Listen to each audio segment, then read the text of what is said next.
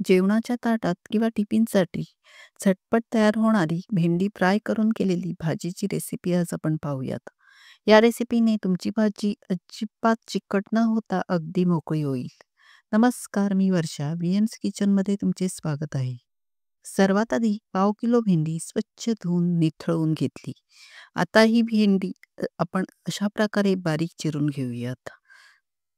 आता ही चिरलेली भेंडी कढईत घेऊन अजिबात तेल न घालताच 2-3 मिनिटांसाठी परतून घ्यायची आहेत.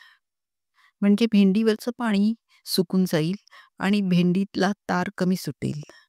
मग 2 मोठी चमचे तेल घालूयात आणि आता आपण ही भेंडी सतत परतत राहूयात. हळूहळू भेंडीला थोडी तार सुटायला लागेल, पण सतत हलवत राहून आपण ही परतत राहायची आहे.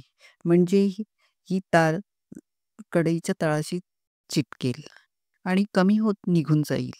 ही बघा, ही अशा प्रकारे 3-4 मिनिटे परतून झाल्यानंतर तार दिसेनाशी झाली आहे.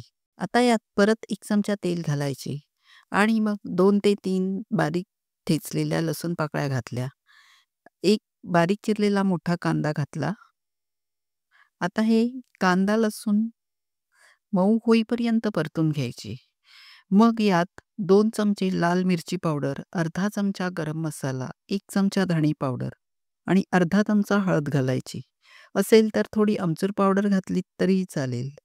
आता हे मसाले व्यवस्थित भाजीत मिक्स करून घ्यायची. छान परतून घेतल्यानंतर चवीपुरेसे मीठ घालायचे. आता एकदा परत परतून घ्यायचे आणि मग झाकण ठेवून भाजीला छान वाफ द्यायची. 1-2 मिनिटांनंतर झाकण काढून भाजीला चमच्याने दाबून दाबून घ्यायचे.